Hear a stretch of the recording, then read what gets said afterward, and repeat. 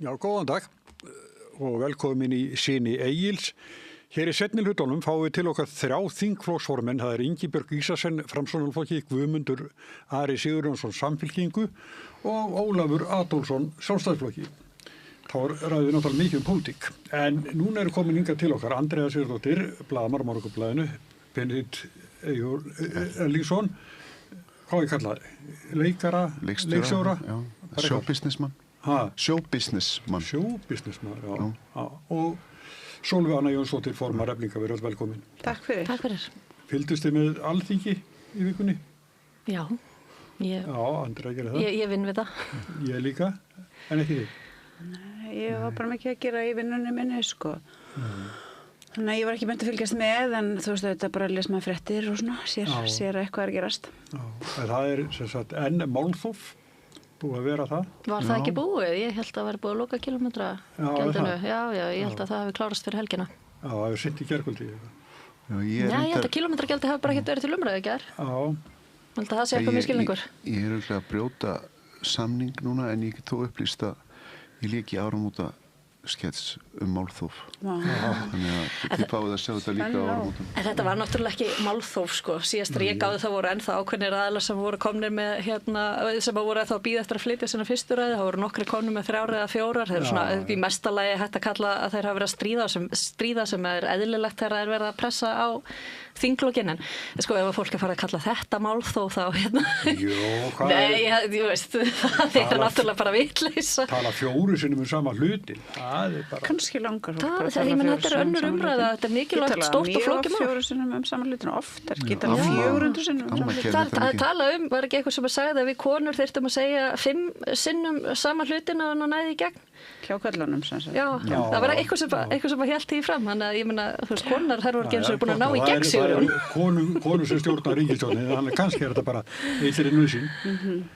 Það náttúrulega fundarsköp í þingi sem búið til og það er svona reglur það hver megi tala lengi og fleira sem svona tilraun til þess að hafa form á þessu, en það ljóst í sumar og núna aftur held ég að þetta form bara virkar ekki. Sko, fólk kemur ekki því að sem að þarf að segja, kannski vera þetta lengja ræðina bara aðeins og hver tala bara tvisvar. Þetta snýst að stjórnarandstaðan þarf að hafa ákveðin verkfæri til þess að geta sinnt sínu hlutverki og eins og íslenska kerfið er skipulagt, þá er málþófið í rauninni þeirra eina verkfæri. Í Norðurlöndunum er þetta meira inn í nefndunum þar sem þeir geta haft áhrif. Ég held þessi bara merki hnignun menningarinnar og þetta kemur með podcastinu, sko. Menn eru farin að leyfa sér að tala svo mikið og lengi í podcastum, þessu lungu samdur þar sem fólk tekur sér tíma. Menn eru hættir að stytta málsitt eða vera kjarnyrtir og þetta er bara farið að smitast inn í aðra útvarpsþætti og komið inn á Alþingi. Menn eru bara tjatta. Já, málþóf eða málalengingar á Alþingi eru ekki nýtt fyrirbæri. Það sem ég ætla að segja, sko, Þorgrímur Sigmundsson Miðflokki og Stefán Vagn Stefánsson Framsóknarflokki, þeir eru koma upp, sko, í andsvör hvor við annan bara ítrekað. Það er ekki, sko, eftirspurn eftir þessu. Já, en það er bara þeirra hlutverk. Ég meina, það snýst þetta er bara leikurinn og Alþingi er alltaf sá þegar að koma þingfrestun að þá eru menn að reyna að ná saman einhver hluti. Stjórnarandstaðan stríði þeim með því að setja einhver frumvörp á dagskrá sem allir vita eru ekki að fara í gegn núna og er mikil andstaða gegn. Þeir stríða þeim með því að þetta fari í þessi skrýtnu andsvör sín. En þetta er bara hluti af samningaviðræðunum og hér eru nú með manneskju sem er mjög reynd í samningaviðræðum og veit það að þegar það er verið að reyna að ná samningum þar sem að jafnvel er langt á milli manna að það gengur ýmislegt á. En ef þú sviptir annan hlutan algjörlega verkfærum sínum. Það er þreyta, sko. Já, samningaviðræður ganga oft með mikið bara út á það. Nei, mér finnst gaman að heyra, því nú fyrir ekki, ég ætla að setja því í blokk bara því að þú starfar á Morgunblaðinu, ég byrði afsökunar á því, en ég leiði mér að kalla það málgagn Trumps og loftslagsafneitara og allt það. En það er gaman og þannig þar með sitt í því einhvern svona hægri flokk sem þú er kannski ekki, en mér finnst samt í þessu að það er mikilvægt að það er gaman að heyra svona þessa blokk tala fyrir málþófi. því að maður alveg upp við annað, sko. Þú veist, það var venjulega, þarna þeir sem voru í minnihluta sem veitum málþófi, það sjaldgæft í mínu alltaf lífi. Ég ekkert endilega að tala fyrir málþófi. Ég algjörlega tilbúin til að skoða það að breyta fyrirkomulaginu þannig að stjórnarandstaðan fái önnur verkfæri, þannig að þetta sé ekki svona. En að meðan að fyrirkomulagið er eins og það er, þá verðum við bara að bera virðingu fyrir því að þetta er hluti af lýðræðinu og þessu lýðræðislega ferli sem við búum við. En ég ætla að ítreka það sem við vorum að sjá í kílómetraskjaldinu á ökutækin, það er ekki málþóf og hvergi nærri því, sko. Nei, barnaskatturinn sem Vilhjálmur Árnason kallar svo. Þetta er eins og vandamál með þingið að þegar fyrir að líða þinglokum á jólafríi, að þá byrjar eitthvað svona tafir og stjórnarandstaðan er stundum með það markmið að bara koma í veg fyrir að sem fæst mál ná í gegn. Í sumar voru mörg mál sem að stjórnarandstaðan sammála sem að náðu ekki í gegn. Núna eru mörg mál sem að ég held að öll stjórnarandstaðan styðji eins og hvað er ekki 5 frumvörp í útlendingamálum og eitthvað fleira sem að koma bara ekki til afgreiðslu. En látum samt ekki glepjast að því að það er meiri hlutin sem að fer með dagskrárvaldið. Það er fullt af frumvörpum þarna sem að er þverpólitísk sátt sem að þau hafi ekki sett á dagskrá. Við getum nefnt eitt, ég er nú ekki að sé þverpólitísk sátt hérna við þetta borðum það, en af þinginu er þverpólitísk sátt fyrir til dæmis 5 frumvörpum dómsmálaráðherra í útlendingamálum. Ég var að nefna þau. Já, þau hafa ekki komið fram. Nei.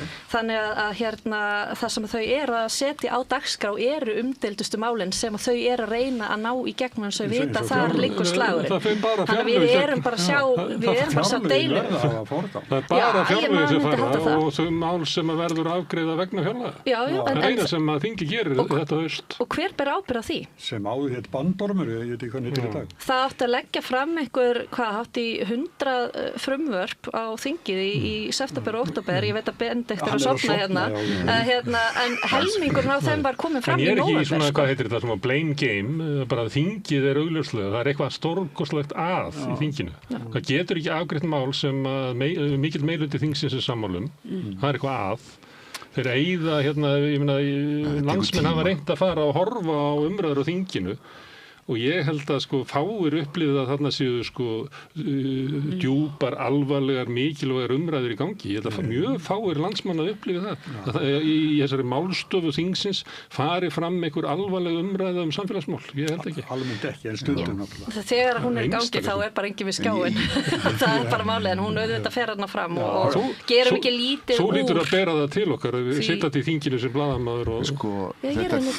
Það er útlenska orðið yfir þing er parlament sem þýðir bara talistofa og ég verð nú eiginlega að fá að tala eins fyrir þessum seinagangi í þingsins því að við erum auðvitað alltaf svo pirrið úti í lýðræði þegar það er seinvirt og óskilvirt en það er einhvern veginn samt eina leiðin því að hitt vitum við að þetta er hinn skilvirki stjórnandi sem menn kalla stundum eftir og hafa gert í gegnum alla mannkynssöguna sérstaklega og jafnvel út úr lýðræðiskaosinni það hefur aldrei farið vel. Þannig að ég hef svona ákveðna umburðarlyndi gagvart þessum. Ef að hvíla okkur aðeins á þingin og tala um svona Trump og Evrópu. Já, það er þjóðaröryggisstefna Bandaríkjanna sem að lýsir Evrópu sem á barmi siðferðislegrar hnignunar ég ætla að finna orðana, það var ekki það var siðmenningarlegrar útrýmingar Evrópa. Siðmenningarlegrar, já. Ég veit ekki hvað þið upplifðu eitthvað sem Evrópufólk í siðmenningarlegri útrýmingu. Evrópu og Bandaríkjanna. Leiðtónir aumingjar. Evrópusambandið stendur í vegi fyrir því að vilji þjóðarinnar nái fram og efnahagslegur uppgangur verði í landinu. Innflytjendastefnan veldur því að það mun verða grafið undan karakter Evrópu svo að innan 20 ára verði mörg þessar lönd óþekkjanleg og ónýtir bandamenn fyrir Bandaríkin. Þetta er svona úrdráttur. Já. Ég upplifði mig alltaf sem meira og meiri Evrópumann svona upp á síkastið og hefur gert svona, ég var ekki þannig, ég var svona alin upp í miklu meiri svona þjóðræknis einhverjum nationalisma en ég er eiginlega bara orðið meiri Evrópumaður og það er merkilegt þegar við vegnumst óvinni hvað við verðum miklu patriótar. Hvað óvinni áttu? Já, nú er einhvern veginn Evrópa, við, þetta er orðið grímulaust og ameríska heimsveldið er grímulaust orðið, eða við sem það sem ég kem úr, ég er kaldastríðsbarn og Noam Chomsky, hann var okkar páfi og og vísindilega sýndi fram á hvað Ameríka var eða hvað Norður Ameríka var og nú það einhvern veginn orðið grímulaust og og þar með getum við Evrópumenn ef við eigum eitthvað sameiginlegt saminast eitthvað. Já. Þetta svona, ég veit að þetta bara leikja sálfræði, þetta svona viðbragð. Eðli Bandaríkjanna var náttúrulega mjög grímulaust og fyrir allra augum í valdatíð George W. Bush þar sem voru gerðar innrásir í 2 lönd sem leiddu yfir saklaust fólk hryllingar, morð og nauðganir og pyntingar og limlestingar og þá gat Evrópa meira og minna húkkað upp með þessum hryllingsingum og það að Bandaríkin séu komin á þann stað sem þau eru komin á núna náttúrulega ekki af því að Donald Trump hafi orðið forseti fyrst 2016 og svo aftur núna á sínu seinna kjörtímabili heldur vegna þess að bara hvað getur svona trajectory að bandarískra stjórnmála hefur bara verið að leiða í þessa átt með bara stuðningi, undirgefni og psykopatíu Evrópu. Þannig að mér finnst mjög skrítið á þessum tímapunkti eftir að Evrópa hefur staðið við bakið á Ísrael í útrýmingarherferð þeirra gagnvart fólkinu í Palestínu, eftir að Evrópa hefur sýnt það með mjög skýrum hætti að hún stendur gegn því að hægt sé að semja frið í stríðinu á milli Rússa og Úkraínu, eftir að Evrópa einmitt að taka upp mjög svona drakónískar aðgerðir gagnvart fólki sem jaðarsett í samfélagunum, eftir að Evrópa hefur lifað inn í nýfrjálshyggju og farið með alþýðu fólks í Spáni, Portugal, Greiklandi og þó víðar væri talið með skelfilegum hætti þá get ég ekki skilið hvernig manneskja á þessum tímamótum myndi vilja associata við Evrópu. Það óskiljanlegt fyrir mér. Þá ertu líka bara að associata með einhvers konar vestrænni hvítri yfirburðahyggju og heimsvaldastefnu. Og ég býst að ég alveg sammáður fyrirgefði, ég býst afsökun og Takk, ég skal bara reyna að taka afsökunarbeiðina. Og ekki Bandaríkin. Ég býst afsökun. En auðvitað er þetta illusjón. Við þurfum bara að eiga samskipti við auðvitað bara alla. Ég ekkert að segja það. Ég ekkert að tala fyrir því að við ætlum að vera bara eitthvað hér að naga kartöflur og sauðalegg sem við nöguðum í gamla daga. Ég bara að segja að mér finnst persónulega skrítið að vilja associata með þessu fólki þegar það augljóst að þau tala fyrir óstöðuleika, arðráni, kúgun, hernaðar, íhlutunum og svo framvegis. Hvað þá? Norðurlöndi bara eða? Ég náttúrulega sem betur fer þarf ekkert að segja hvað ég vil. Ég vil þú ert að tala um leiðtoga Evrópu svo kallað? Já, ég er bara að tala um Evrópusambandi, ég er að tala um NATO, ég er bara að tala um þetta fólk, ég er bara að tala um það þegar við sjáum Ursulu von der Leyen eða Friedrich Merz eða Macron eða Kaja Kallas tala þá myndi ég segja að það væri ekki mjög skynsamlegt að kinka kolli og svo váka þetta flott fólk, heldur væri eðlilega viðbragð hugsa bara Guð hjálpa okkur hvaða röfl erum við að hlusta á. Nú hafið við hlusta á Kaja Kallas. Maður er bara, þetta er bara svona cringe til langar bara svona snúa þér undan og vorkenna henni, en þetta er ekki hægt að vorkenna konu eins og henni. Við hlusta á Ursulu von der Leyen, hlustuði á hana þegar hún var að tala fyrir níðingskap Ísraelsmanna. Bara aftur, akkur myndi maður vilja associata með þessu fólki? Akkur myndir taka þau eitthvað sérstaklega fram yfir Trump? Nei, ég var kannski bara að vísa í einhverja umræðu, þú veist að, komum við að segja, ég ber þetta hægrið innan Evrópu eða hinnir svokölluðu miðjumenn eða, komum við að segja, vinir Bandaríkjanna sem eru farin að hugsa sér tvisar Það er kannski komin einhverju umræða, skilur að, heyrðu, þetta er ekki þetta er ekki svona eins og við heldum. En þau hugsa sér ekki þannig að þau segja, heyrðu, við höfum rangt fyrir okkur, við gerðum mistök. Það er nú ekki nógu gott, við berum ábyrgð á mjög slæmum hlutum, við ætlum að endurhugsa pólitík okkar. Heldur hugsa þau sig með þeim hætti að svona doppula dán í sínu rugli, reyna að skella svo allir skuldina á Donald Trump og Bandaríkin, axla enga ábyrgð, gera ekkert upp á nýtt. Þetta er alveg rétt hjá þér, ég var bara svo bjartsýtt. Ég er bara svo bjartsýtt, ég var að reyna að sjá okkur gott út úr þessu, að þarna væri Trump væri svona óvinur sem getur samin á okkur. Morgunblaðið sem eru málgagn hægriðsins á Íslandi, það styður Trump. Miðflokkurinn styður Trump. Með talsmann Morgunblaðsins.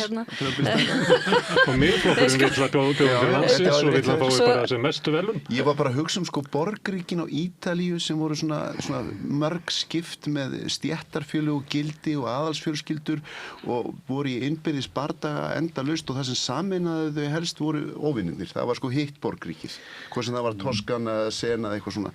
og þú veist að já, þetta gerast í þessu fjölríkja bandalagi Evrópu að það sé komin einhver patriótski hugmyndum Evrópu og við erum einhver gildi, við erum eitthvað, við erum góð og þá verður til svona patriótismi sko. En það þetta bara bersýni og ég byrst innilega afsökunar það verið að sjá eitthvað ljóst í stöðunni. Evrópa er grimmasta heimsálfan. Sögulega sé það alveg rétt. En Andrea, það reynir svolítið á hægrimenn í þessari stöðu. Sko, ég fekk hérna hægrimenn til þess að tala þjóðaröryggisstefnuna og bjóst við að þeir myndu vera að tala að þetta endurskoða eitthvað. En ég náði því bara ekki út af þeim, þeir ætluðu bara að halda óbreyttri stefnu. Í þessu öllu saman kannski kristallast álitið eitt af vandamálinu við sko bara alla þjóðfélagsumræðu í dag og það eru þessir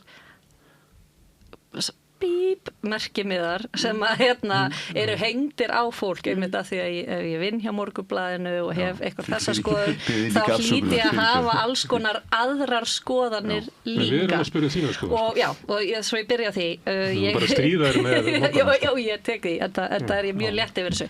En sko, trumpisti er ég ekki. Margt sem kemur frá þegar mann er algjörlega fáránlegt en síðan kemur inn á milli bara eitthvað sem ég bara svo, já, þetta er nú alveg, þetta meikar sens, ég er sammála þessu. En ástæða þess að ég er ekki trumpisti er kannski fyrst og fremst svo að ég tel að það sem að stjórnmál þurfi og er kannski eitt af mikilvægasta sem að handhafar valdsins geta veitt þegnum sínum, það er enda vont orð, borgurum sínum, er fyrirsjáanleiki, stöðuleiki og það sem kemur með Trump er óútreiknanleiki, það eru alltaf sífellt óvæntar vendingar, þetta skapar ekki góðar aðstæður fyrir nein samfélag og það er kannski öðru fremur það sem að er stærsti ókosturinn hans sem stjórnmála leiðtogi en þar með sagt að því sögðu þá myndi ég heldur ekki hafa kosið Kamala Harris eða Biden sko, ég hefði skilað auðu þarna þurftir þú í raun að velja á milli tvenns íls í mínum huga. En mat hans á stöðu Evrópu, ertu sammála því? Evrópa sé bara í stórkostlegu vanda, það er bara skamman tíma til þess að hleypa þjóðirni sinnu hægri flokku til valda til þess að bjarga Evrópu? Sko ég skal ekkert fara í grafgötu með það að ég er hlynnt harðari stefnu í útlendingamálum. Ég er það. Hvort að ég sé hlynnt jafn harðari stefnu og hann skal ég ekki segja en ég er allavega hlynnt strangara landamæraeftirliti og ég trúi ekki að það sé gott að hleypa eða að taka við of stórum hópi fólks af of ólíkri menningu en við sjálf vegna þess að það skiptir máli aðlögunin, við þurfum að geta tekið vel á móti því fólki sem við tökum á móti og þau þurfa að geta lifað í sátt við það samfélag og þau gildi sem við sem samfélag höfum. Hvað er að gera? Það er vegna mannanverka sem að margt fólk er á hrakólum á hverki heima, fólk er búið að eyðileggja heimkynni þeirra og hvað er að gera við þetta fólk? Ég meina, sko ég bara ég bara segja það sem ég hugsa ég myndi segja að það væri alltaf heppilegra, ekki síst fyrir þetta fólk að það væri lönd sem myndi taka á móti þeim sem eru nær þeim í menningu það væri alltaf heppilegra en ég er ekki að segja að við ættum aldrei að taka á móti neinum sem er ekki með sömu menningu og við. Það væri náttúrulega heppilegast fyrir þetta fólk að það gæti fengið að vera í sínum heimalöndum og þeirra heimalönd væru bara blómstrandi samfélag með gott efnahagskerfi þar sem að fólk gæti bara fengið að gera sem að flest fólk vil gera sem er bara eiga fjölskylduna sína og geta þú veist, aflað viðurværis og svo framvegis. Það væri heppilegri í reynd að við myndum ekki styðja þjóðarmorð og Gaza. Já, það er svo það sem ég ætla að fara að segja til dæmis og það væri heppilegri ef við myndum á alþjóða vettvangi ekki taka þátt í stríðsórum NATO-ríkjana og svo framvegis heldur berjast fyrir diplomasíu og friði. Það væri betra og á endanum væri það besta og árangursríkasta lausnin til þess að leysa þau vandamál sem að Evrópa þarf að horfast í augu við vegna mikils aðflutnings fólks sem að koma úr hrikalegum aðstæðum, að hætta að skapa aðstæðurnar eða að hætta að taka þátt í því að leyfa öðrum að skapa aðstæðurnar. Og það til dæmis ástæðan fyrir því að mér hryllir við því að við eigum eitthvað sameiginlegt með Evrópusambandinu á þessum tímapunkti. Ég bara get ekki hort upp á veldi eins og Evrópusambandið, yfir þjóðlegt veldi eins og Evrópusambandið og séð hvernig það hegðar sér á alþjóða vettvangi og talið að fyrir þjóð eins og okkur, fyrir lítið herlaust land sem er svo heppið að hafa fengið að lifa frjálst, sem er svo heppið að hafa geta fengið að lifa í sæmilegu velferðaríki, að við eigum að taka þátt í því að gera líf fólks í öðrum löndum verri og óbærilegri með því að kynda öll stríðsbál sem að loga í heiminum. Mér finnst það bara ekki eitthvað sem við eigum að vera að gera. Friður og diplomasía, opin samskipti á milli þjóða, þvert á menningu, þvert á það hvernig þeim er stjórnað, það þetta leiðin fram á við fyrir mannfólk til þess að lifa í þessari veröld í sátt og samlyndi, og það getur ekki gerst fyrir en að Vesturlönd hætta að ímynda sér að þau séu betri og merkilegar en allir aðrir, að þeirra gildi sé einhvern veginn þannig að þetta tróða þeim onni koki á fólki í fjarlægum löndum, hætta að hegða sér þannig eins og það að Kína hafi náð að standa á eigin fótum og vera með blómstrandi efnahag og land sem að bara stendur styrkum fótum, að það sé einhver stórkostlegur vandi fyrir okkur. Þetta leiðin sem við eigum að vera að horfa á að vilja fara, og því miður það svo að vinstrið, miðjan og hægrið hafa bara einhvern veginn öll hafnað þessari sýn sem að fyrir ekkert svo löngu síðan var bara svona standard pólitík fyrir bara fullt af fólki. Við erum reyndað með fríverslunarsamningu í Kína. Gott hjá okkur. Hann datt inn þarna í smá gati þar sem hann mátti í samskipti við Kína. Gott. Og það oft greinar eftir sendiherra Kína á Íslandi í Mokkanum. Bara fína greinar og mér finnst bara mjög áhugavert að lesa þær, og ég meina þetta bara það sem að eitt sinn var eitthvað svona sem að fullorðið fólk sem hafði áhuga á pólitík og fylgst með pólitík lagði þessi fram við að gera, reyna að skilja afstöðu annara, reyna að átta sig á því af hverju hlutirnir í einhver annari menningu eða öðru samfélagi eða öðru efnahagskerfi væri eins og það væri. Nú það bara tabú. Nú eigum við bara að dæma og við eigum bara að fyrirlíta, við eigum bara að segja allir séu vondir nema við. Þetta hnignun, þetta pólitísk hnignun sem því miður hefur einhvern veginn náða að síast inn á Vesturlöndum með mjög svona massífum og að mínu viti mjög hættulegum hætti. Herðu, nú fyrir við í landsting, komum heim. Já, en það samt, mér langar aðeins að því að við erum að tala Kína, við höfum gert það áður, það var mjög skemmtilegt, en og ég alveg sammála því að lífsgæðabyltingin stórkostleg fyrirmynd fyrir allan heiminn, en það nú samt þannig að hér erum við dæmi tvo áhrifavalda í íslensku samfélagi, Gunnar og Sólveigu, sem hafa verið ákveðin hátt mjög merkilegir andofsmenn gegn svona meginströms orðræðunni. Þau hafa innleitt marxíska orðræðu inn í íslenska pólitík nútímans sem ég finnst vera alveg frábært. Sumir geta sagt að það sé verið að polarisera eitthvað, en mér finnst það hafa skýrt og skerpt allt samtal í íslensku samfélagi.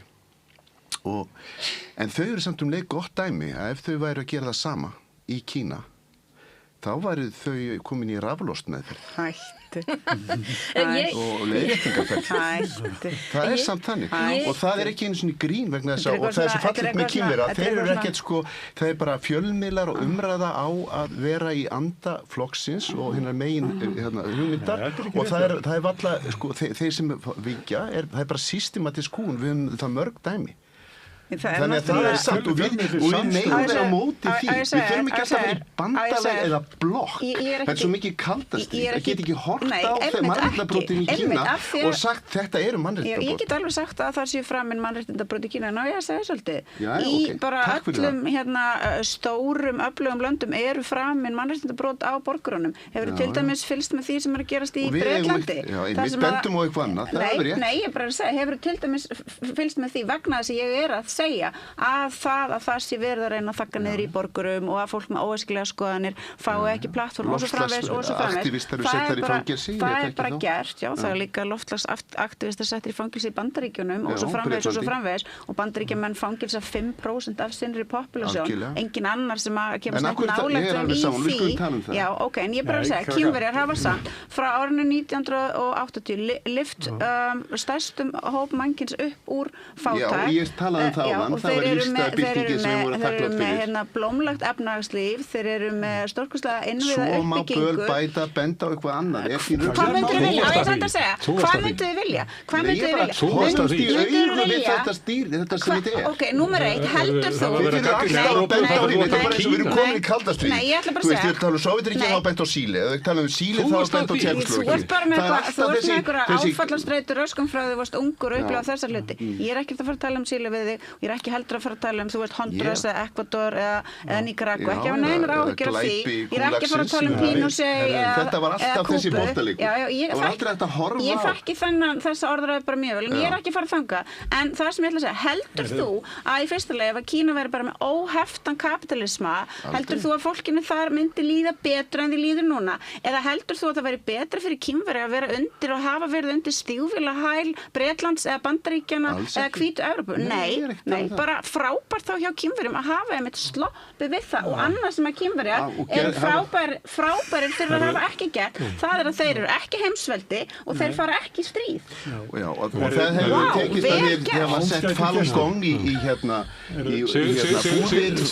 Sigrún, ég ætla aðeins að róa hérna þú bara hristir höfuðið yfir öllu þessu, er þetta allt falsfritt? Ég er bara að segja, frábært að þjóð Torkins himneska fríðar, meðferðin á Tíbetum, er þetta bara eitthvað sem þú getur bara sópað undir teppið? Mjög rík þjóð sem er með risastóran her og vopnaafla þurfi einmitt ekki bara heimseldi og fari ekki stríð við önnur lönd.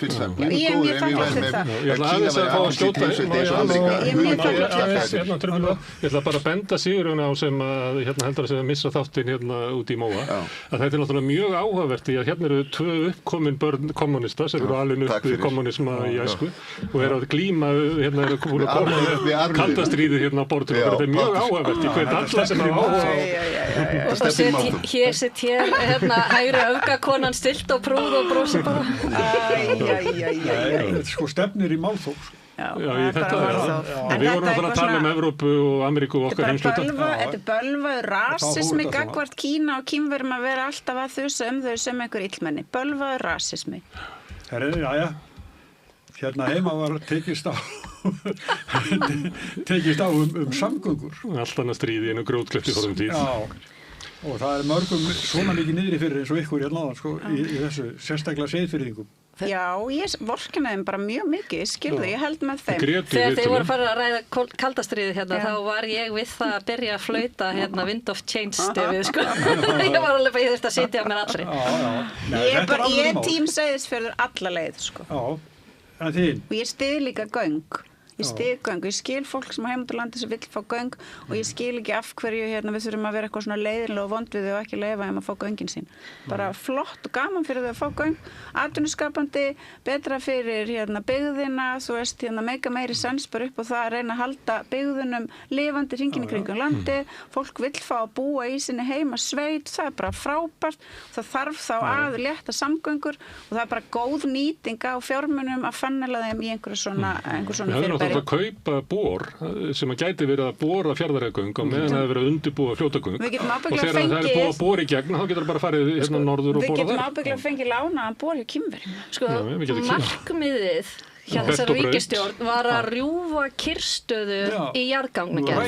Það eru 1 göng sem eru tilbúin til þess að byrja og rjúfa þessa kyrrstöðu sem að ríkti í þá tíð sátt á Austfjörðum. Kyrrstöðuna? Já, það er heilt sveitafélag sameinað úr nokkrum á grundvelli þess að þessi göng var að koma meðal annars og að taka svona fram fyrir hendurnar á þessum sáttmála í þessum landshluta er forkastanlegt.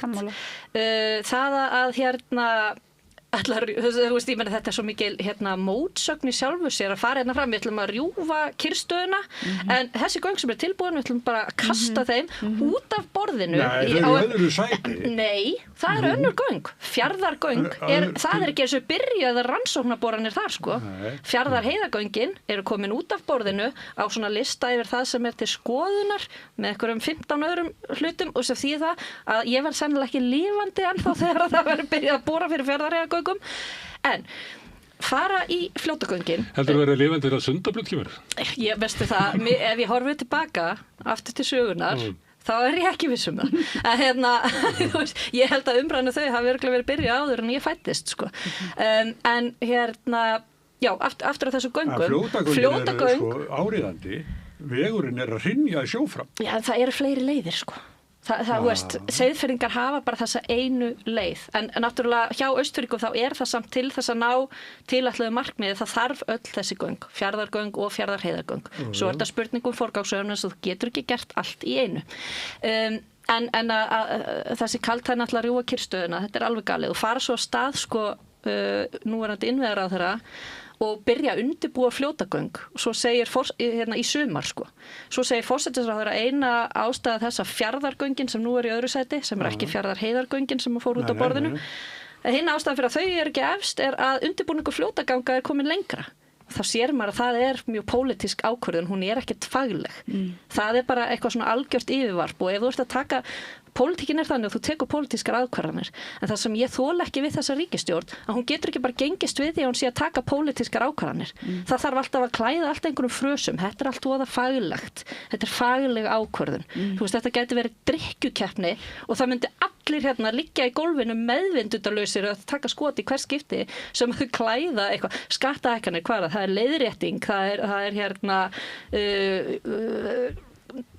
hvað kallast það áhersla á tekjur hliðina skattahækkanir þetta heitir að sauma í glufurnar þetta er klætt í eitthvað búning og ég held að þetta hafi virkað framan af en ég held að þetta sé núna farið að fara í taugarnar á venjulegu fólki ekki bara mér en já, þannig að þetta er mín skoðun á þessu dæmi. Fljótagöngin, ég held að áætlunin sem að þau eru búin að setja upp fram að því að framkvæmdir hefjast, hún er ansi snörp, ég held að hún sé óraunhæf og ég held að það sé raunverulega áhætta fyrir þessa ríkisstjórn að þau muni ekki ná að hefjast handa við fljótagöng áður en að kjörtímabilið er liðið. Miðað við skoðanakannanir, þá eru flokkur fólksins ekki einu sinni inni. Á þingi næst, eða kannski með einn ekki á þeirri stærra gráð fyrir ég er að koma enn með falsfrétt þeir eru rétt fyrir ofan 5 þeir eru ekki með þá vikt sem þeir hafa ef að þetta heldur áfram svona þá eru enga líkur að þeir verði næstu ríkisstjórn og þá get ég alveg sagt ykkur það að ef að ný ríkisstjórn kemur það er ekki búið að byrja á þessu þá getum við alveg bara að sé það að það verði aftur einhver kollvörpun á þessari forgangsröðun sem að þessi ríkisstjórn var komið af því að nú er búið að setja fordæmi. Að þú getur bara hent því sem Alþingi hefur samþykkt út gluggan, lofurum sem hafa verið gefin og það sem ég sagði áðan með hversu mikilvægt það er í stjórnmálunum fyrirsjáanleiki og stöðuleiki. Og það sem var gert núna með þessari ákvörðun það var að fórna fyrirsjáanleika og stöðuleika. En vandinn er náttúrulega að síðast ríkisstjórn gerði ekkert í því að bora göng í 5 ár. Já, við skulum samt líka vera aðeins sanngjörn. Það er svo leiðileg orð fyrirsjáanleika og stöðuleika. Já, þetta er það. En það voru mjög óvenjulegar aðstæður í efnahagsumhverfinu hérna. Við vorum með COVID árið 2020 þegar Dýrafjarðargöng voru opnuð. Það er bara fjárfesting og þegar þú ert búin að setja afsakið frönskuna mína ógeðslega mikinn pening í COVID svo lendur í því að það verða jarðhræringar í Grindavík. Þetta hefur áhrif á fjárfestingagetu ríkisins. Ég er sammála þessu að þetta var ekki hægt að bora í COVID vegna þess að fólk var náttúrulega endilega sóttkvím og mátti ekki vinna og vera saman. Þannig náttúrulega ferði ekki í risa framkvæmdir, mannvirkjaframkvæmdir í slík og svo auðvitað já, bara við erum fljóta að gleyma en svo varð Grindavík og það náttúrulega fór allir fókusinn og og allt kapasitetið þangað. Mikið, og líka bara mikið af fjármagni sem að fór í að kaupa upp íbúðir í Grindavík, í varnargarða, í aðgerðir, ýmiskonar. Þetta bara, og ég meina, við erum að glíma við afleiðingar í efnahagsumhverfinu eftir þetta COVID, þá við höfum ekki náð að koma verðbólgu og vöxtum niður sem að hófst öll á þessu sem að gerðist í COVID. Bæði bara þessari miklu útgjaldaaukningu hjá ríkinu sem að við höfum ekki séð fara niður aftur, ólíkt löndunum í kringum okkur sem hafa náð útgjöldunum neðar tilbaka. Þess að kveikti verðbólgu fyrst og fremst voru vaxtalækkanir sem að var líka viðbragð hérna betru settu sem að var líka byggu til þenslu hérna sem að lágstéttin núna að borga með hérna ömurlegum sem að var líka viðbragð í COVID til þess að reyna að örva fjárfestingu þannig að færi ekki hérna í frost en Seðlabankinn var allt og hægur við að hækka vextina aftur. Ég er ekki að segja að þú veist að hækka á eitthvað en þetta vaxtastig sem var hérna var ekki eðlilegt í COVID. Nei, þetta sprakk hérna verð á hlutabréfum hérna í Kauphöllinni hérna við hliðina og ég held að þessi ekki ennþá búið að hérna ná þeim toppi sem að náðu þar. Fasteignaverð sprakk hérna upp, hérna bjóð til alveg hryllilegt efnahagslegt ástand sem að við setjum í súpunum með eða svo tekjulæra fólk setur í súpunum með. En veistu hvað, mörg lönd í kringum okkur gengu í gegnum alveg nákvæmlega það sama en þau náðu að jafna sig hraðar heldur en við og það bara ein stór breyta í því sem að bara OECD hérna hefur bent á. Það að útgjöld ríkisins, þau lækkuðu ekki aftur eftir COVID. Það er bara eins og þú veist, þetta var útgjöldaukningin, hún sprakk út, svo var það bara nýja viðmiðið dálítið hérna. En vandi var náttúrulega líka að það voru ekki aflaða teknar fyrir útgjöldur ríkisins. Það var hérna fyrir COVID og enn frekar eftir COVID. Það var bara hérna í fjármálaráðherra tíð Bjarna Benediktssonar var hérna ríkissjóður rekinn með viðvarandi halla og hann á Íslandsmet og kannski bara heimsmet í fjárlaga halla á hérna ríkissjóði. Já, sem kannski eðlilegt í mjög óeðlilegu ástandi. Það ekkert eðlilegt að geta ekki lagt á skatta og þá sem aflögu færir. Hefðir þú viljað hækka skatta í þessu ástandi? Já, ég hefði viljað hækka skatta. Ég algjörlega ósammála því, það hefði verið fatalegt. Ég hefði ekki viljað leggja skatta eins og var gert hérna. Ég hefði viljað hafa fjármagnstekjuskatt sama og tekjuskatt launatekna. Ég vil að fjármagnstekjur borgi útsvar til sveitarfélagana. Hvað hefur eignarskatturinn verið að gera í Noregi? Hvað hefur eignarskatturinn gert í Noregi? Ég veit ekki, ég hef komið til Noregs og mér finnst þeirra bara hafa það fínt í Noregi. Ég sé ekki eitthvað svona svartan bara þunga yfir Noregi út af eignarskatti. Málið það að ríka fólkið hefur flúið land í umvörpum með eignir sínar. Þannig að þeir þurft að grípa til þess síðan að fara að setja sko einhvern exit skatt á líka. Þannig að þetta vindur upp á sig. Það er bara flott. En málið það að fólk þeir eru svolítið klárir í Noregi. Þar og eitthvað svona virðing fyrir því að það eigi að varðveita eignir ríkisins, já, sem náttúrulega ríki almenningur, þannig að það er bara flott. Sko, áfram Norðmenn. Ég fíla Norðmenn eignir eru ekki eignir ríkisins. Nei, en það að geta stundað eðlilega og réttláta skattheimtu er náttúrulega fremsta hlutverk ríkisins og þau eiga að gera það. Það er eitt að skatttekja tekjuflæði en annað að skatttekja eignir þar sem að fjárfestingin er bundin í einhverju. Þú veist, bara eins og setja eignaskatt á fasteignir, ætlar að selja ofan á fólki til þess að það geti greitt skatt. Ég með skemmtilega sögu, Halldór, að ég heyrði í danska útvarpinu umræðið mitt frá það sem voru mitt ólíkir pólar og hægri maður, gamall hægri maður, mann ekki hvað hann heitir og alls konar, og vinstri menn og gamlir pólitík. Mjög gamlir. Já.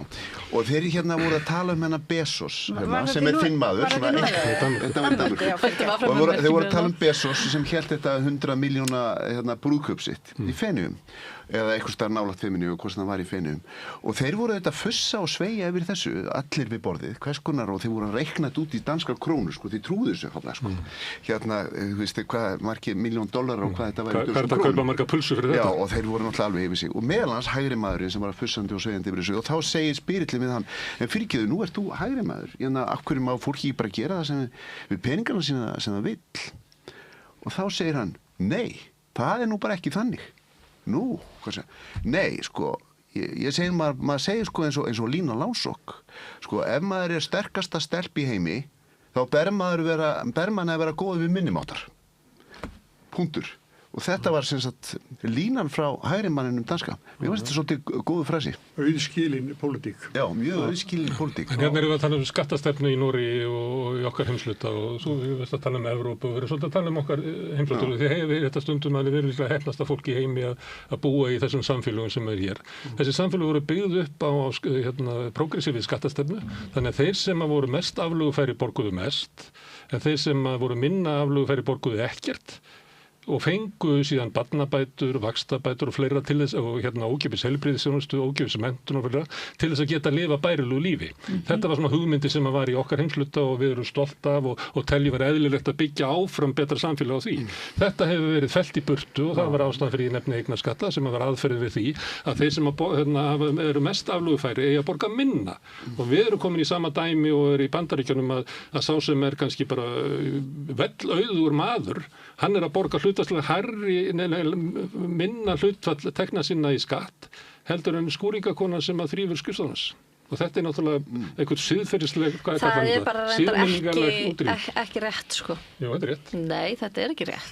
Þetta er bara ekki rétt. Sko, í fyrsta lagi, þegar að bara segja svo að þú ert með tekjur í fyrirtæki, segjum EHF af því að ég reikna með þú að tala um að þeir eru að taka fjármagnstekjuskattir. Það er líka greiddur sko fyrirtækjaskattur af hagnaðinum áður en að það er greiddur hagnaður af arðinum. Viltu ekki að fyrirtæki sé sjálfstöðu skattaðali? Viltu að svo sem á fyrirtæki borgi alla tekju fyrirtæki sem sé að launamaður? Nei, það er ekki það sem ég er að segja. Ég er bara ég er að segja að það er búið að greiða skatt af þeim pening áður en þannig að það er ekki sanngjarnt að bera þetta alveg svona saman. Þá viltu að þetta sé sami skattaðalinn, Hitt er fyrir restina þegar þú tekur launatekju fólk og setur launaskattinn, hann er í fyrsta lagi hlutfallslegur og svo er þrepaskipting. Svo er það að þeir sem eru lægstlaunaðir að þeir eru ekki að greiða neitt skatt til ríkisins. Þeir eru að greiða skatt í útsvar og stundum er ríkið að greiða er ríkið að greiða sko með þeim inn í útsvarið vegna þess að til þess að ná upp sko því að borgin fái sitt hlutfall. Þannig að þetta er nú ekki alveg sagt en af því að þú nefnir þarna með útsvarið, ég er sammála því að það sé eitthvað sem þarf að skoða, þar sem að það eru einstaklingar sem eru hluti af sveitarfélögum sem eru bara með fjármagnstekjur. Ég er sammála því að það sé ekki sanngjarnt að þeir taki ekki þátt að greiða í sínu sveitarfélög. Það er eitthvað, ég er ekki sko komið með eitthvað algjörða útfærslu á því hvernig þetta gera, en ég er sammála því að það er eitthvað sem mér finnst vera skekkja. Sammála því. Jónas Heiting Kristjánsson sagði stundum, vandi eins er ekki frétt, en vandi margra er það. En ég ætla að segja samt vandi móðurinnar sem að fær ekki fæðingarólof þá mánuði sem að faðirinn ætti að fá, en sinni barninu yngu, hvorki móðunni barni. Ég veist hans er faðirinn, það er faðirnispróf í gangi, ekki, í svo máli. Já. Það er ekkert smá hugur þessi kona, það stígur svona fram, ekkert smá flott kona, bara hún ef við værum í einhverju normölu samfélagi þar sem að hvernig þetta bara átt að væri normöl, þá væri þessi kona nýja hetja feministana, sko. Svo getur tilnefndur þessi mann ársins. Bara stígur fram, bara já það er, þú veist, fæðarnismál, ég er bara hér, bara glæsileg, ung, gáfuð, flott kona, hún er bara nýja hetja mín þessi stelpa. Er hún félagi Eflingu, veistu það? Nei, ég er ekki svona lögmanneskja, ég fer ekki og fletti fólki. Nei, ég var nú þú getur tilnefndar sko. Ég var að minna það. Ég get bara sagt ykkur það. Ég er bara stend með henni anyway, sko. Ég var bara nákvæmlega sömu sporum og þessi stelpa hvaða fæðingarorlofskerfið varðar sjálf. Þannig að ég bara veit og hef skrifað þetta áður. Og var hraunað yfir þig af feministunum, sko. Alveg rosalega, sko. Rosalegt. Hvernig var þetta svona 23 eitthvað svoleiðis? Já, það var 23. Þá skrifaði ég grein og birti í Mogganum, sko. Ég var í fæðingarorlofi og sendi þá aðsenda grein í blaðið mitt. Þannig að þar sem ég skrifaði þetta. Og fyrirsögnin var, sko, ég held hún hafi verið sko forréttinda feministar og hagsmunir barna eða eitthvað þannig. En það sem bara gerist og ég stóð í þeirri trú að það væri búið að breyta þessu vegna þess að það komið inn hjá Vinnumálastofnun núna að ef að sko faðir forsjárlaus faðir tekur ekki þátt og það liggi, ég held að það sé orða mér staðfesting þar til bara stjórnvald sem það dómstólar eða sýslumaður að þá sé hægt að flytja orlofið allt yfir á konu. En Andrea, ekki í þessu tilfelli vegna þess að maðurinn fer fram á faðernispróf að þá það ennþá óljóst hvort hann muni taka þátt eða ekki. Já, ég held að þetta í þessu máli sé það þannig, já, en sko... Og þá segir einhver á skrifstofunni, ég bara því miður, við getum ekki afgreitt þetta vegna þess að við vitum ekki hver afstaða mannsins. Já, en síðan er það hitt sko að einhvers þar heyrði ég það að þetta væri túlkað svo sko að það væri, það var ekki nóg að faðir vildi ekki taka þátt, það þyrfti að vera þetta yfirvald sem að úrskurða að hann fengi ekki að taka þátt. Það var einhvern veginn búið að túlka þetta þannig, það var minn skilningur. Sko. Til að framsalið geti átt sér stað. Já, þannig að í mínu tilfelli að þá barnsfaðir minn hluti af lífi dóttur minnar að býr í öðrum landshluta sko. Og og það er ekki raunhæft að hann taki fæðingarorlof á móti mér með svona litlu barni. Þannig að ég satt uppi með það að vera með þetta 6 mánaða orlof og mikið tekjufall í orlofinu líka þar sem ég er ein að reka heimili, ég er ein að sjá barnið. Ég er ekki með daggæslu fyrir 6 mánaða gamalt barn og er ekki að ná endum saman í þessa 6 mánuði sem ég þó var með tekjur. Ég þurfti að byrja að vinna í fæðingarorlofinu til þess að brúa bilið með barnið hérna heima í fanginu og tölvuna í hinni og það gat ég bara af því að ég er í ákveðnu forréttindastörfu að starfið mitt býður upp á það. Það er ekki allir í starfi sem að býður upp á það. Það er ekki allir sem að geta, eins og þessi stelpa er heppin að geta búið í foreldrum sínum, það er ekki allir sem að geta hafa það, sem að hafa það bakland og það er ekkert sem grípur þetta fólk. Ég hugsa einstæðar mæður og leigumarkaði. Ég átti íbúð, ég var ekki að ná endum saman þrátt fyrir að vera sko, í þeim hóp að eiga mína íbúð að vera með lægri greiðslubyrði heldur þær sem er að leigja. Þannig að sko, nú er búið að hækka þessa fjárhæð eitthvað en málið er að það er rosalega lítil sko bót í þetta ástand. Býtu hvaða fjárhæð búið að hækka? Efrimörkin? Efrimörkin, já. Það búið að hækka að gert síðustu kjarasamningu. Já, þannig að sko... En það er ennþá að þú fær bara 80% af tekjum. Já, en það er bara svo rosalega lítil bót í máli. Þannig að það er alveg sama hver það er sem er einn með barn við 6 mánaða aldur, þá eru þau byrjuð að skríða og þá á þeim tíma erfiðar að vinna með barnið. Og þá má framselja hvað 6 vikur? 6 vikur eftir það. Það er 1 mánuður og einhverjir dagar, sko. Höfum það í huga. Og síðan hugsa maður, já, en það er hægt að fá dagmömmu. Veistu hvað ég var að borga fyrir dagmóður með niðurgreiðslu fyrir einstæða foreldra? 140.000 krónur á mánuði. Og svo er bara mjög lítið til af dagmæðrum og það er mjög erfitt að komast inn hjá þeim. Já, fyrir utan það. Þannig að sko, ég segi bara það eru bara ekki allir sem eiga efni á því að greiða 140.000 krónur á mánuði. Þetta mál afhjúpa bara einn skýrum hægt og hægt að hugsa sér svo ofsalega svona hræstni í þessari meginströms nálgun á kvenréttindi og feminisma og þannig svona tvískinnung. Þar sem að einmitt manneskjur sem að tala venjulega mjög hátt þú veist, kjör og hagsmuni einstæðra mæðra að þær, þú veist, af því þær hafa það auðvitað hlutfallslega verr en aðrir og það kemur náttúrulega bara fram í alltaf öllum könnunum stöðu launafólks og það er bara mjög erfitt að vera einstæð móðir, einstætt foreldri en þarna má ekki taka tillit til hagsmuna þeirra og svo er eins og það megi heldur ekki taka tillit til hagsmuna barnsins sem að er algjörlega insane vegna þess að við búum í samfélagi þar sem að stöðugt heyrast fregnir af því að börnunum okkar líði ekki nógu vel að það sé ekki verið að mæta þörfum þeirra, þú veist að leikskólarnir séu undirmannaðir og svo framvegis en þarna í staðis að geta þó allavega gert það litla sem við ættum að geta gert sem samfélag, koma til móts við þessi pingu litlu börn og tryggt það að móðirinn, foreldrarnir geti verið með þeim allan tíman sem að fæðingarorlofið til staðar, þá er það ekki gert og þannig búið að svona implementera sérstakri refsingu gagnvart börnum einstæðra mæðra þar sem faðirinn getur ekki tekið þátt. Veistu það, þeim er meira sem ég hugsa þetta, þeim er svona bara orðlausari verði og ég man mjög vel eftir því árið 2020 þegar að síðast lögunum var breytt fæðingarorlof þegar þessi furða verður til þegar fæðingarorlofið er lengt þá reyndi ég að eiga samtal á vettvangi Alþýðusambandsins að það yrði að hlusta á raddir ljósmæðra, einstæðra foreldra, embætti landlæknis, geðhjálpar og svo framvegis sem voru að benda á að það gengi ekki að framkvæma þetta með þessum hætti og það var engin vilji til þess að hlusta á það.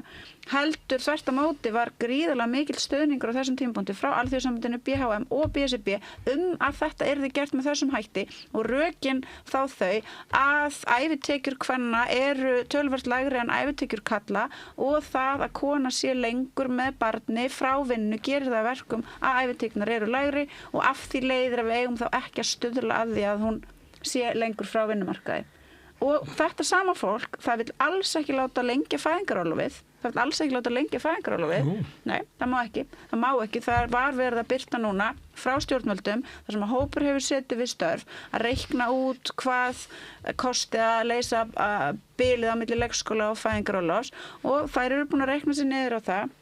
Það þjóðhagslega óhagkvæmara að lengja fæðingarorlofið í 18 mánuði og þjóðhagslega hagkvæmara að láta öll börn byrja 12 mánuða á leikskóla og þetta líka partur af hugmyndafræðinni þeirra. Það má ekki komast að þeirri niðurstöðu að þessi betra fyrir foreldra börn að vera lengur saman í frumbernsku. Það á að komast að þeirri niðurstöðu. Það var ekki aðeins í hluta þessari skýrslu? Jú, að sjálfsögðu. Það á að komast að þeirri niðurstöðu að þessi best fyrir konur að fara sem allra fyrst út af vinnumarkaðinn. En hvað er best fyrir börnin? Excel-skjali ræður þarna. Þarna búið að kokgleypa einhvern veginn svona lógik peningahyggunar og kapitalismans að það skipti ekkit á endanum máli í mannlegri tilveru en það hvað hún að kassa inn. Börnin skipta minna máli, heilbrigði móðurinnar, betri geðheilsa, etc. skipti minna máli, peningarnir skipta meira máli. Þetta er ömurlegt og jú, auðvitað var Alþýðusambandið með því og auðvitað hreyfingu vinnandi fólks complicit í því að þetta kerfi er til staðar og auðvitað hreyfingu vinnandi fólks complicit í því að það má ekki breyta þessu og það er eina ástæðan fyrir það Inga Sæland segir bara, já mér finnst þetta en þú veist ég ætla ekki að tala um þetta út af því að það er pressa frá mainstreamsfeministunum sem eru mjög valdamiklir og hreyfingu vinnandi fólks og það megi ekki breyta þessu og á meðan eru það konur eins og Andrea og dóttir hennar konur eins og þessi glæslega unga kona og dóttir hennar sem þetta bitnar á. Þetta er hluti af vandamál sem við erum bent á munið það var að koma önnur kona ung kona hefur nú ekki að læra læknisfræði í Árósum eða eitthvað sem kom fram hún benti á annan þátt sem var það að það er svo langt tímabil það sem hefur verið að reikna út hvað til þess að finna út tekjurnar þínar og sem eru síðan skertar niður í þannig og fær bara 80%. Já, það er horft langt aftur áður en að bara getnaði kemur. Stúdentar eða háskólanemar geta alla eignast börn af því að þau fá eiginlega sáralítið ekkert í fæðingarorlof sem ég hugsa maður byrju hver fann upp þetta Svo er fólk hissa á því að þessi lækkandi fæðingartíðni það er ekki hægt að komast inn í húsnæði þú veist, að þú ert ekki komin í eigin íbúð fast á leigumarkaði og það er ekki hægt með góðu móti einmitt að láta hlutina ganga upp og svo er fólk hissa á því að þessi lækkandi fæðingartíðni og þegar einhver segir, heyrðu það er kannski vandamála þessi lækkandi fæðingartíðni þá er það bara einhver einmitt líka árás á kvenréttindi og kynfrelsi kvenna.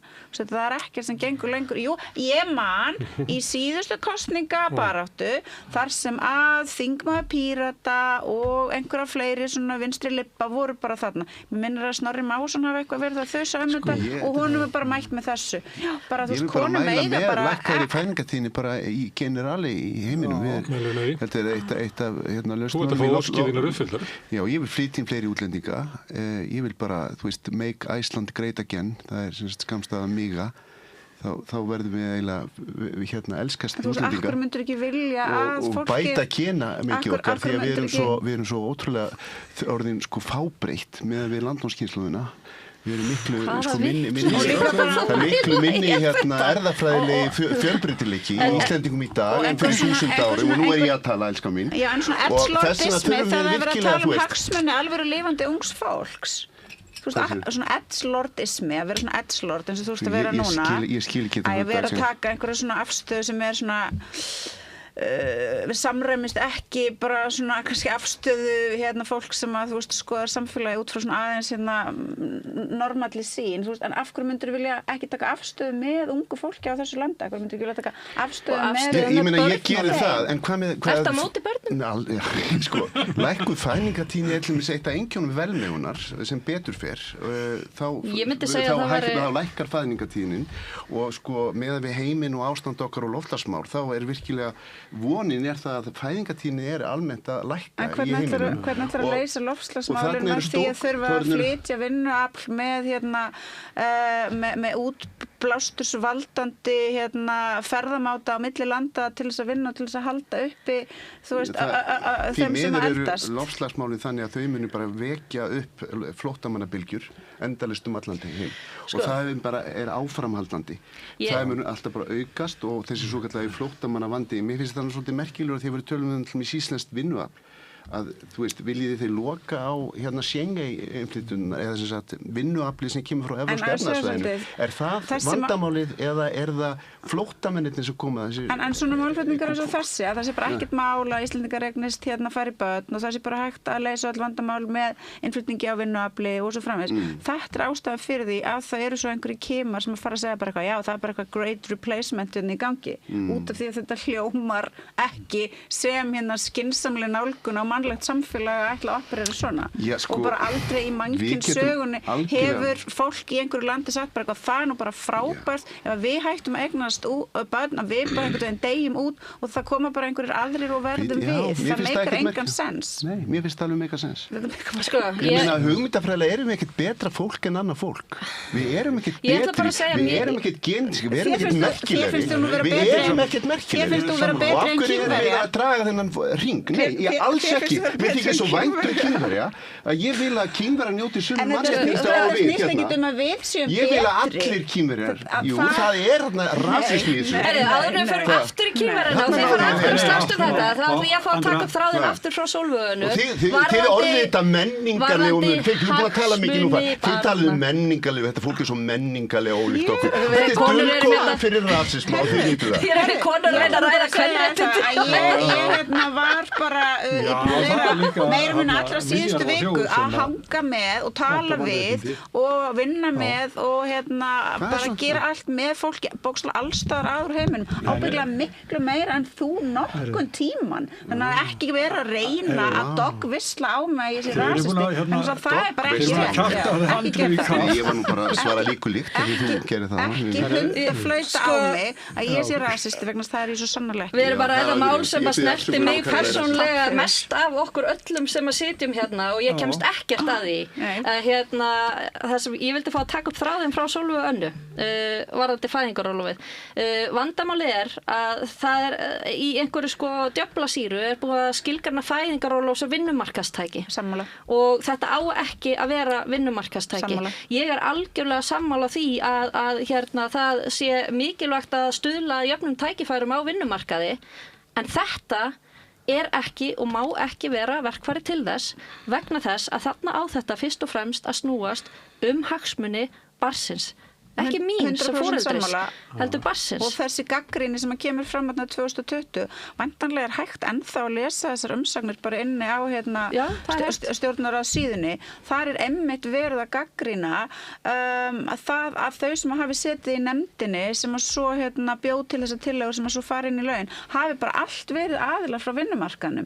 Það hafi einmitt ekki verið þarna fólk sem að, var að tala fyrir hagsmunum ungra barna sem að augljóslega geta ekki tala sjálf fyrir sínum hagsmunum. Og það er alveg ótrúlegt og ég er sammála þessu en fæðingarorlof er ekki vinnumarkaðsúrræði fæðingarorlof snýst bara það að reyna að tryggja bara eins og góð meðgönguvernd er merki siðað samfélag með háa funksjón sem að snýst það að reyna að tryggja það að börnin sem að fæðist séu heilbrigð og að móðirin sem fæðir barni haldist heilbrigð og fæðingarorlofi snýst það sama hún snýst það að reyna að tryggja það að börnin sem að fæðast inn í þetta samfélag séu eigi tækifæri á því að þroskast með góðum og jákvæðum hætti og það er með þessi búið minnka þetta og setja þetta niður í ekkert annað en bara eitthvað vinnumarkaðsúrræði bara mjög ömurlegt. Já, og gleymum því ekki að það að barnið sé vel fyllt úr hlaði þannig má orðið komast að því að ef einhverju vilja setja þetta upp í Excel-skjal þá eru samfélagslega verðmæti í því.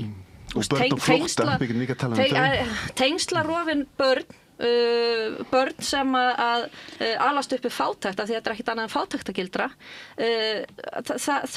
þau fá færri spil á hendur, þau fá færri tækifæri og það getur orðið minna úr þeim en ella vegna þeirra spila sem að þeim rétt í upphafi og það eru samfélagslega verðmæti í því að þessi börn okkar fái jöfn tækifæri í fæðingarorlofi. Og mér fannst líka eitt sem þú sagðir á með þetta að þú hefði getað sinnt þínu starfi ef þú værir í þannig starfi að það væri hægt en að fullt af konum gætu það ekki og ég held að þetta spili mjög inn í að það einhver svona forréttinda blinda hjá þeim sem eru ákveða þessar hluti gagnvart verkakonunum, gagnvart einmitt innflytjenda konunum sem að geta ekkert tekið barnið með sér í vinnuna, geta ekkert hringt og sagt, þú veist, ég þarf að græja og gera og redda og ég vinn þetta heima og ég skil þessu seinna. Heldur eiga bara að mæta 8:00 til þess að standa sína plikt. Ég vil lengra fæðingarorlof. Ég vil að sé að fullu framseljanlegt. Þú ætla bara að tala þessa 3 mánuði. Ég hlindi að fæðingarorlof sé lengra og það kemur sko af nokkrum þáttum. Ég var svo heppin en ég var raun heppin en það samt svona ljúfsárt fyrir mér að ég 3 ökklabraut mig og fekk í ljósi þess að ég var einstæð endurhæfingin frá þessu var rosalega löng þá fekk ég forgang fyrir dóttur mína á leikskóla hún fór á leikskóla 12 mánaða gömul. Það var ótrúlega erfitt að horfa á eftir svona litlu barni fara bara einhvern veginn inn í sko bara eins samt ánægð og mér þykir vænt hennar leikskóla. Þetta mjög lítið barn. Ég hefði vilja geta verið lengur með henni. En ég hafði ekkert val. Og það hvernig kerfið uppbyggt, það sviptir foreldra þessu vali. Og ég held að flestar mæður vilji vera lengur með börnunum sínum. Feður myndu gjarnan vilja það líka. En þessi sko misskilningur að sko það þurfi alltaf vera hnífjafnt á milli kynjanna.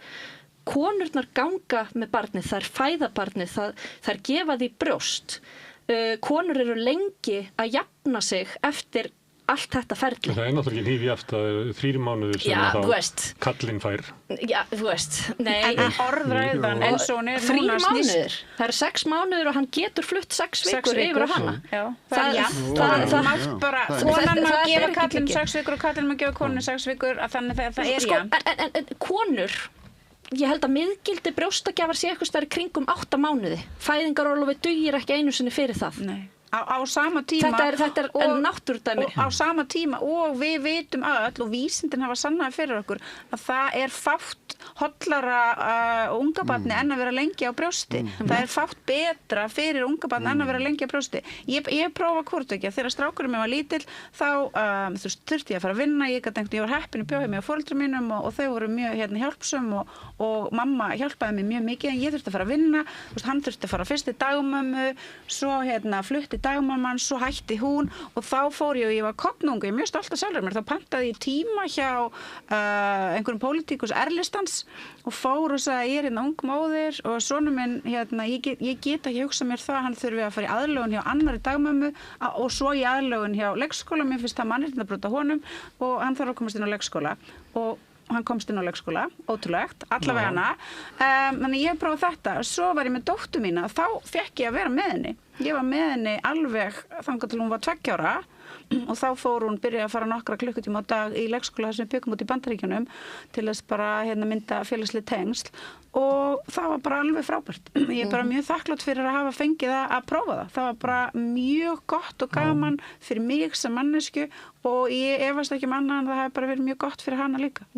Annað þessu hversu mikill hluti af fæðingarorlofi kvenna fer í það raunverulega að vera að jafna sig eftir það sem maður hefur gengið á. Það misjafnlega langur tími vissulega, en fyrir sumar það bara, hluti af þessu í rauninni veikindaleyfi kvenna. Já, þannig að sko, fyrir mér bara fullkomlega réttlætanlegt að konur fái lengra fæðingarorlof ef það vilja það, en karlar, þó ekki væri nema bara á þeim grundvelli. Ég mjög þakklátur fyrir fæðingarorlof sem ég fekk allavega. Það skiptir mjög miklu máli og ég get alveg skrifið undir það að konur geti eigi fá lengra fæðingarorlof, en ég held að það sé mjög mikilvægt og hafi mjög mikilvæg áhrif á tengslamyndum feðra og barna og hafi haft það, og ég held að við munum örgulega bara sjá það í framtíðinni.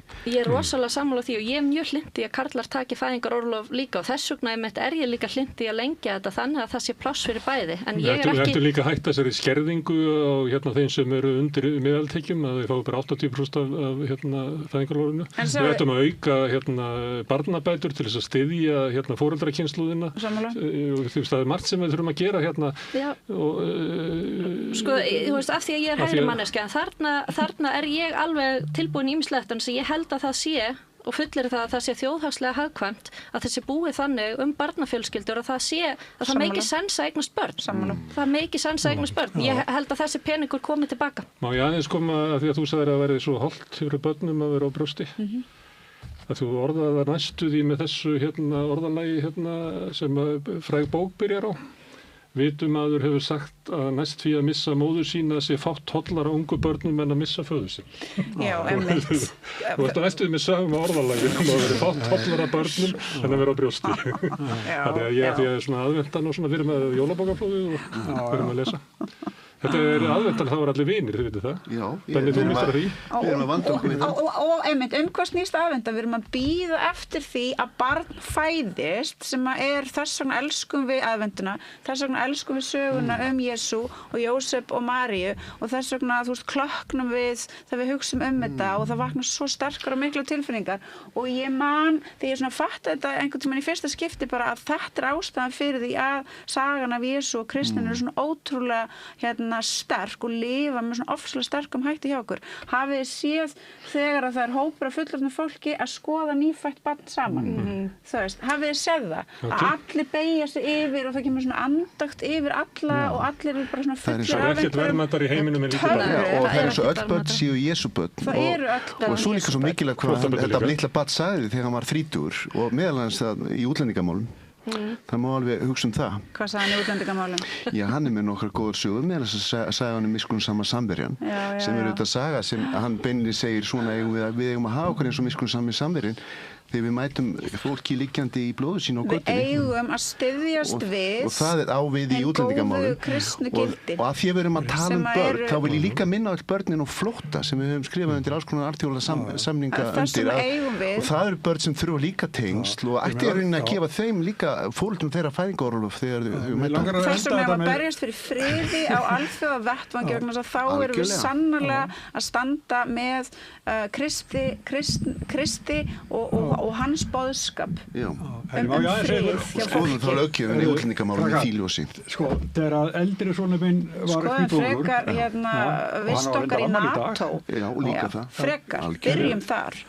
Þá var ég á togara og það var þannig að við stoppum í 20 tíma í landi og þegar við komum í land þá var hann alltaf bara hræddur við mig, hann þekkti mig ekki neitt. Svo var ég alltaf vinnan til mín. Hver? Sonur minn sem var hvítúðugur og er 49 ára í dag, það var svo langt síðan. Sko, svo var ég að reyna vinnan til mín og svo tókst það og þá fór ég aftur út á sjó. Svo kom ég aftur hálfu mánuði seinna og aftur í 20 tíma stopp og allt byrjaði upp á nýtt. En hann átti mömmu? Já, ef við erum talið feður líka. En feður eru alveg ótrúlega mikilvægir börnum líka. Ég vil bara alls ekki að neitt túlki orð mín þessar litlu réttindabaráttu kvenna á þann veg að ég vilji slá á rétt karla. Ef einhver manneskja túlkar það þannig, ef einhver manneskja ætlar að túlka það þannig að það að fólk sé átta sig á því hvað þetta kerfi er meingallað og að fólk sé átta sig á því að það kemur illa niður á einstæðum mæðrum og börnum þeirra, ef að fólk ætlar að túlka það sem einhver árás og réttindi feðra þá er það náttúrulega ansi langt selst. Já, ég vona ekki, ég vildi bara árétta það. Auðvitað snýst það ekki það. Nú verðum við að þakka ykkur fyrir komuna. Sólveig, Anna, Benedikt og Árilía. Andrea. Ég klík alltaf þessu. Það er alltaf Já, það er fallegt nafn sko, ég tek þess að illa. Eitt nafn í hverju þætti. Takk fyrir komuna. Takk fyrir. Og hér er 1,3 þingflokksformenn. Jesú heilaga nafni. Öflugur og ódýr auglýsingamiðill 40.000 manns sjá eða heyra þætti samstöðvarinnar í hverri viku. Ef þú vilt auglýsa, sendu póst á samstöðin@samstöðin.is. Allt frá hatti og í skó. Litríkur vefur á mörkum minninga og skáldskapar eftir verðlaunahöfundinn Einar Má Guðmundsson. Forlagið Fiskislóð.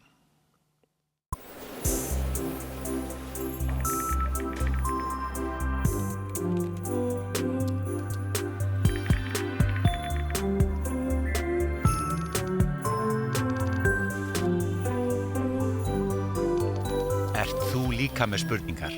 Kynntu þér réttindi þínum hátíðarnar á www.vafr.is. Samstaða skilar árangri. BSRB, afl í þágu almennings. Jæja, krakkar, þetta síðasti dagurum minn. Ég ætlaði nú aldrei að fara að vinna sem leiðbeinandi. Ég hef náttúrulega aldrei lært þetta, að kenna. Ég lærði nefnilega hagfræði. Hæ krakkar, ég nýju kennarinn ykkar. Ég búið með 5 ára kennaranám og ég hlakka til að vera með ykkur þangað til þið útskrifist. Fjárfestum í kennurum. Kennarasamband Íslands. Samlokubrauð, maltbrauð, tékkneskt-brauð, súrdeigsbrauð, brauð ársins, Bernhöfts bakari, íslenskt handverk síðan 1834. Hvaða augum leit fólk piparmeyjar 19. aldar? Piparmeyjar sjarmerandi frásögn eftir Sigríði Þorgrímsdóttur. Forlagið Fiskislóð. Hjálpið okkur að byggja upp dreifikerfi samstöðvarinnar með því að læka síður samstöðvarinnar á YouTube og Facebook.